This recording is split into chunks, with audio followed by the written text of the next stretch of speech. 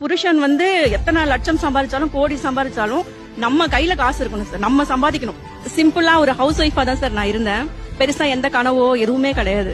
அப்பெல்லாம் வந்து ஆனா தேவைகள் வீட்டுல வந்து கொஞ்சம் குறைவுதான், பொருளாதாரம் ஒரு சம்பளம் பத்தலங்கிறது தெரியும். இருந்தாலும் நம்ம சம்பாதிக்கணும், நம்ம ஃபேமிலியை ரன் பண்ணணும், நம்மளால எல்லாம் இது பண்ணணும் அப்படிங்கிற தாட்லாம் அப்ப வரல. ஒரு ஃப்ரெண்டோட போயிருந்தேன், கோச்சிங் சென்டருக்கு போயிருந்தேன். அப்ப வந்து என்ன பண்ணாங்க, ஒரு காஃபி சாப்பிடலாமா அப்படின்னு கேட்டாங்க. அப்ப வந்து என்னோட கழுத்துல வந்து வெறும் மஞ்சள் கயிறு தான் இருக்கும், சரிங்களா. அப்ப என்னோட அப்பியரன்ஸ் வந்து வேற மாதிரி இருக்கும்னு வச்சுக்கோங்களேன்.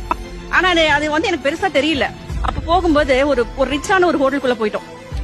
ஒரு காஃபி வந்து 18 ரூபாய் அப்படின்னு போட்டிருந்தது. அந்த அவங்க வந்து என்னோட ஃப்ரெண்டு. இப்போ அவங்க கேக்குறாங்க, எங்க 18 ரூபான்னு போட்டிருக்கு, நான் குடிச்சிருவேன், நீங்க குடிப்பீங்களா? அதாவது என்கிட்ட இருக்கு, அந்த அளவுக்கு நான் இல்லாம இல்ல. ஆனா என்னோட வெளி தோற்றம் வந்து அவங்களுக்கு எப்படி காமிச்சதுன்னு தெரியல. நான் குடிப்பேன், நீங்க குடிப்பீங்களா? அப்ப தோணுச்சுங்க சார். அதாவது புருஷன் வந்து எத்தனை லட்சம் சம்பாதிச்சாலும் கோடி சம்பாதிச்சாலும்